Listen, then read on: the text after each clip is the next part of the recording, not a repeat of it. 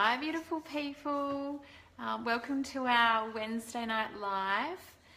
Just give a little bit for people to jump online tonight. If you are online, just give me a like or a love or a thumbs up. Write your name in the comments and where you're watching in from. I'd love to see who's online tonight. Really excited to get started tonight with our first live feed into the group. And like I said, I'm going to be doing these weekly. So if you just put a comment as to where you're watching from, give us a hi, let me know if you can see and hear me all right. So hi Lisa, so you've joined us, that's great. So we'll give it another minute or two. Really excited about doing these live feeds. I'm going to be sharing a whole bunch of stuff over the coming weeks, which is going to look into all things about self-love, self-worth, how we look after ourselves, but also looking at relationships, sensuality and sexuality as well. So lots of great topics coming up. So I guess before we get started, if you've got any friends that you think or family members that you think could benefit from learning about how to love themselves a bit more or how to improve their relationship or anything like that, maybe they've lost the passion in their bedroom and need a bit of help there. Hi Tony, hi Bree, great to have you guys on board. So we'll get started in a minute. Really excited for tonight's topic, which is about how to, when we've lost the spark in the bedroom, and how to actually get that back. It's something that I'm really passionate about, and I've seen so many people lately who have been talking about it, who have made comments that it's kind of normal to be that way. So I just want to shed a little bit of light around that. So hey Sky, hi Melanie. So what I'll do is I'll just get started. Love this to be interactive, so if you've got questions along the way, pop them in the comments and I'll try and answer as many as I can as I go. But what I want to talk into tonight is really around when we lose the spark in the bedroom. And this is something that I've experienced firsthand. Hey Helen, great that you've joined us. Hi Kylie. So when we lose the spark in the bedroom, we seem to come up with so many different rationalizations for it. So I know from personal experience, I use the excuse of I'm a mum, I've got 3 kids, they wake in the night, hubby worked long hours, I just had no desire for it, maybe it's hormones. There's just a whole myriad of excuses that we come up with as to why we kind of lose that spark in the bedroom, and we get to a point after a while of doing it that we end up just trying to avoid it. So we stay up later than our partner or go to bed earlier than our partner, or we have every excuse under the sun as to why we won't actually be in the bedroom and being intimate. And that comes from us making up those excuses in our minds, or those stories that we create. Hey Holly, hi Carissa, great to have you guys on board. So we're just talking now about the stories that we create which stop us from having I guess that time in the bedroom with our partners. And so when we start creating those stories, we start buying into them. So the reality that we need to look at is what's actually underlying those reasons that we're creating. So I had this great story that I was a mum with 3 kids, I was busy, husband worked long hours, maybe my hormones were out, I just put it down hormones because I had no libido, I just had no desire at all for it, to have sex or to be intimate in the bedroom at all. And when, now that I've been able to step back from that and I've done a lot of training and research and reading on it, what I've actually learned is that it's nothing to do with our hormones. It's nothing to do with the fact that we have kids or the fact that we work long hours or that we're tired or anything like that. That's actually a result of us not being active in the bedroom and not having sex. So we look at the things that we do every day, and what we're doing is we're actually doing things like making TV a priority. So we're on the couch sitting there not talking to our partners, just watching TV, or maybe we're reading a book or something like that. We're not actually making any time for our relationship. There's also the fact, and this plays both parts, but primarily I've seen more so from a man's perspective, where we look at foreplay as being just that kind of that short time, that lead up time to sex in the bedroom, whereas foreplay is actually something that's the whole day. It actually goes beyond the day. Foreplay should be something that's constantly in motion. So what we want to look at from our perspectives as females, but also from a male's perspective, is looking at things like, how do we communicate through the day? How do we show appreciation to our partner during the day? How are we bringing in love and touch and things like that throughout the day? So we need to look at how our day actually plays out, because I know for one, if I've felt unappreciated through the day, if I've been really busy and crazy with the kids, and when my husband used to come home and he'd just be tired and cranky and he'd show no appreciation or affection towards me, I was like, don't even ask for it. Because there's been nothing. I haven't had a text message all day. I haven't had any communication. So don't even think that you're going to turn around and tell me that you want some in the bedroom. So really we have to look at foreplay as a starting point as something completely different as to what I was ever told it was. It really is, it's the whole day. It's your whole life. It should be your foreplay. It should be your appreciation, your love that you show each other throughout the whole day. Because no one's going to feel like it, feel like going to the room and having sex if you've not had any kind of interaction and love shown to you through the day. And particularly as a female, we need that build up throughout the day to actually be in the mood in the first instance. Another thing that happens when we look at our story that we create around not wanting to have sex or be intimate in the bedroom is that some of it can be caused by blocked emotions. This is something I experienced firsthand, definitely. And so what happened is, it was something I didn't even realize was happening, but by things that happened through the course of our relationship, I would suppress all the things that came up for me rather than speaking about them. And what that does is it creates toxicity within our body. And so therefore we actually need some help to be able to release that toxic energy, that emotions that we've trapped, because those emotions can then impact our libido and impact the way that we feel about ourselves and a whole range of other things. So trapped emotions is another thing. By us not being true to ourselves, we don't release what needs to be released through our words. And so it's really important that we're all always staying true to ourselves and always releasing any of the emotions that might come up for us during the day as well. So loads of different reasons as to why we start creating these stories. But the more that we put off and the more that we avoid having sex, it actually starts to decrease our libido. And so it becomes like a snowball effect, because we start it and then we don't want it, and then it kind of comes this really big snowball effect. So hi Bronwyn, Rosemary, Tamara, Hayley. It's great to have you guys all on board. So we've just been talking about the story that we create and the reality of things like we put priority on TV, we don't have that time in the bedroom. So what we want to look at is how to actually change it up in the room. So making more time is the first and most simple step. Instead of every night going straight to the TV, the couch, your book, whatever your whatever your nighttime routine is, make sure that you have, like if it's not every day, then make sure you have days that you set aside where you actually just go, okay, kids are in bed or whatever. If you've got older kids, then just say, right, kids, do your thing, we're going to the room. Just be really open about it. It's something that's beautiful, and just spend that time together. And I'm going to give you some tips around what you can do to kind of get back to that place where you want to be. So we spoke earlier about actually giving that foreplay through the day. So making sure that you have that conversation about what you need in order to feel in the mood for having sex that night. So we want to have a look at making sure, like I said, making sure we've got the foreplay happening all day in the way that we communicate with each other, and the appreciation and touch and things like that. Another thing is getting naked more.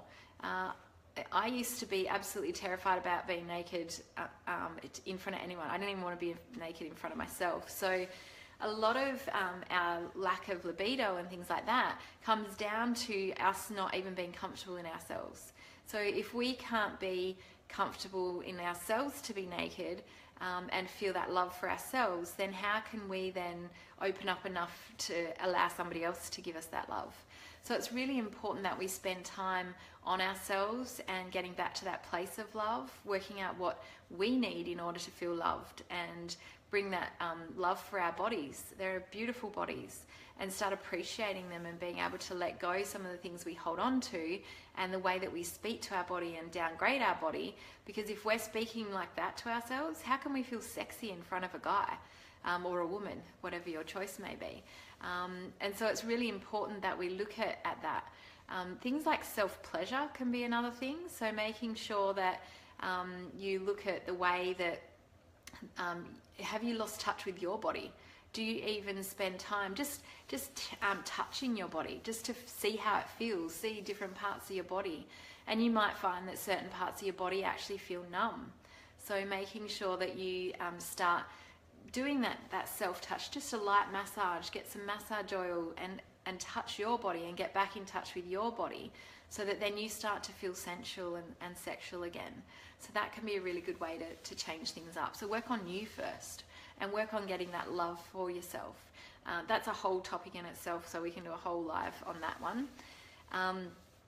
Another thing is talking about your needs. So having a chat with your partner. If there's something that they do that pisses you off, that puts you out of the mood totally, make sure they know about that. They can't change their ways or be aware of it if we don't communicate with them.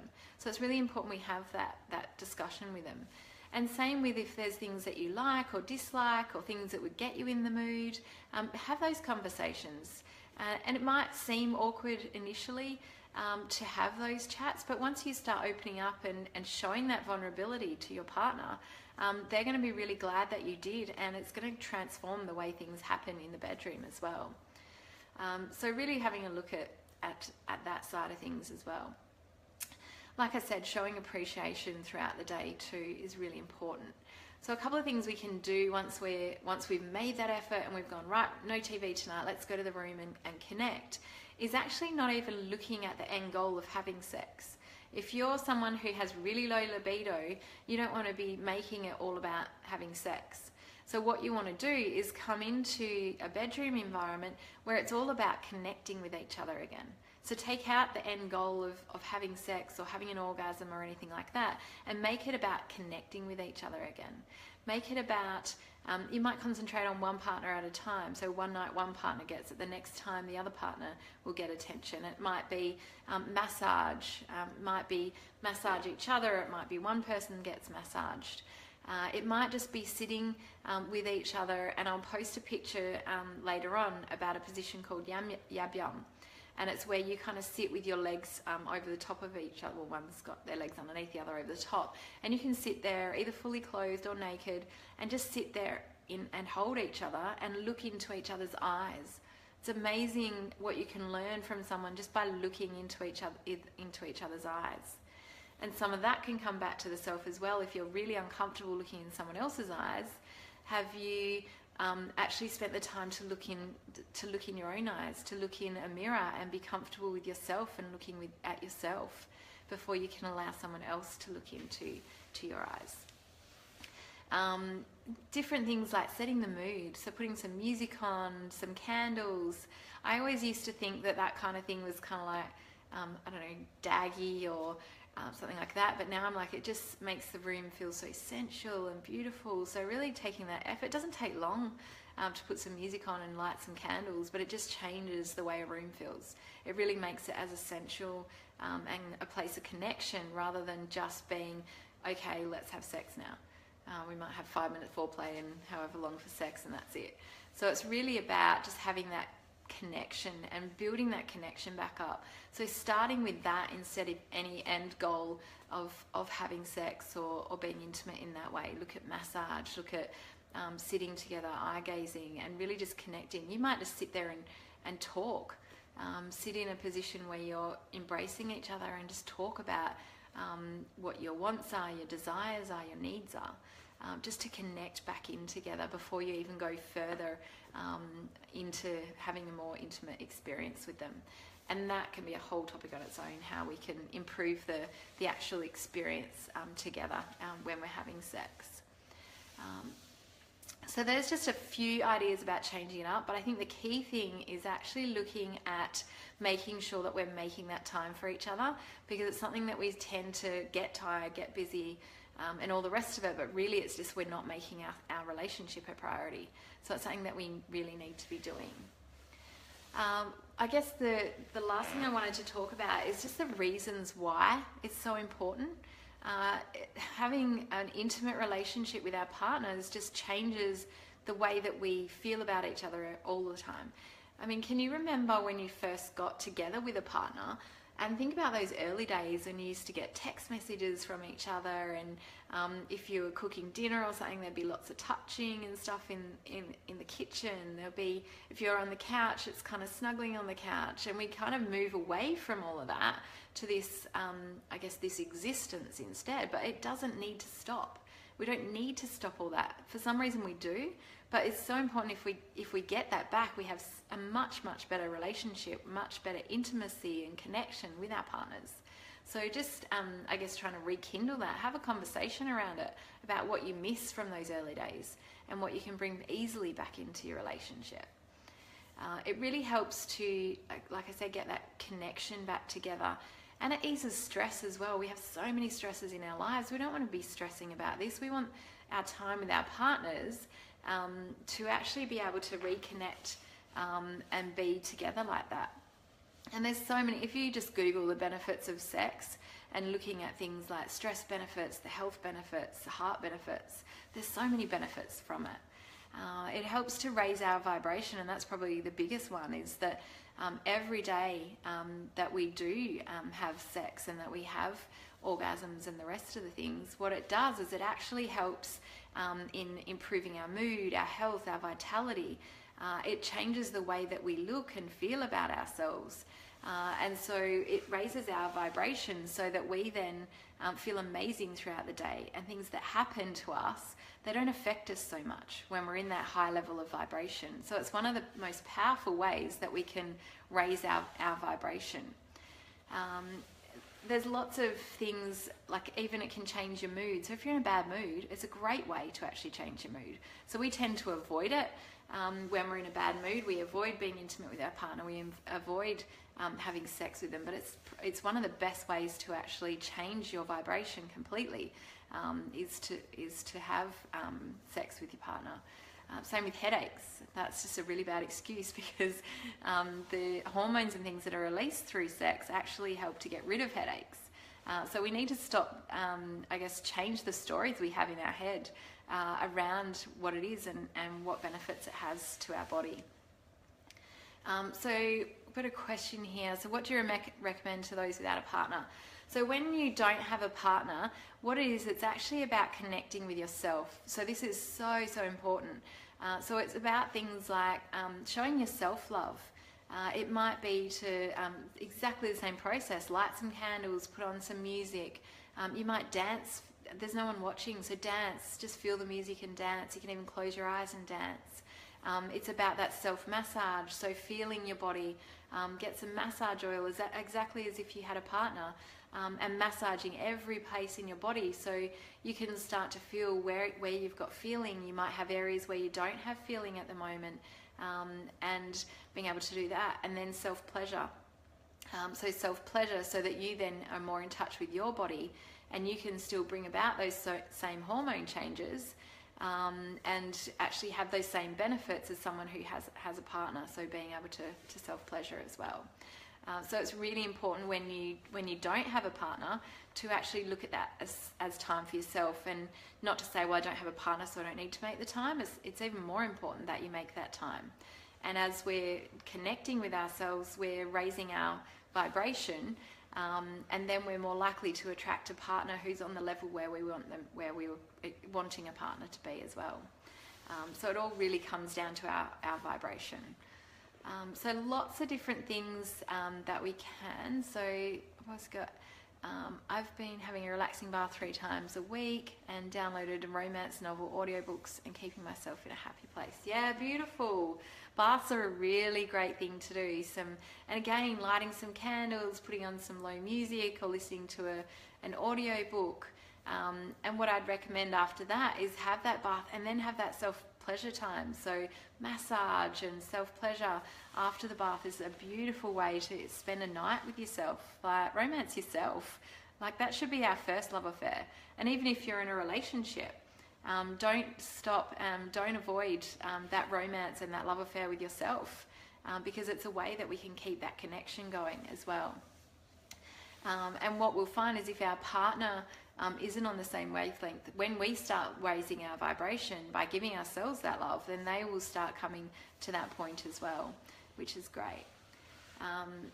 Okay, so that's probably what I wanted to cover tonight. I mean, we could go hours on this topic, but I just wanted to give you a few little tips. But I think the key thing is loving yourself, and then making that time, whether it's for yourself or a partner, is actually making that time. So switch off the TV, come back into the bedroom, connect together, stop worrying about there's an end goal, but get to that connection first. And then once you're connected, then you can take it further and look at ways to actually improve the sexual experience as well. So I would love for anyone who's got any topics they'd like covered in these live feeds, if you've got areas of concern around self-love, self-worth, relationships, sexuality, sensuality, any of those topics, then feel free to put in the comments stuff you'd love for me to cover in the coming weeks. Or if you're not comfortable in doing that, just send me a PM about a topic you'd love me to cover, and I'll do my best to get to them all over the coming months. I've also got different coaching services and healing offerings. So if you're someone who's really struggling in your relationship or in yourself, and you're after some extra support, then I can have a chat to you about how that would go about as well. And like I said, I'll be doing these every week, so I can't wait to share more with you. I've got so many topics I can cover. So thank you so much for being live with me tonight. I guess my message really is about staying true to you. And if you're like me and like I was probably a year ago, I had actually no idea about who I was. I had no idea what my truth was. So if you're in that same boat, then just start looking, start searching, start trying new things until you discover what really makes you happy, what makes you click, what gives you purpose in life. And that could be something that you look at for a career change. It could be something that you just implement into your daily practices. It could be anything, but if you're not sure what that is, what is true to you and what makes you your happiest, then start looking, start searching, and always stay true to you and speak your truth. So thanks so much for being online tonight, guys. I hope you enjoyed the content and got something out of it. If you jumped on late, make sure you go back to the beginning and watch from the start, because we talked about how we lose the spark and the reasons for that, and then covered ways to actually switch that up and turn it around. So thanks, guys. Have a beautiful night. Love you all.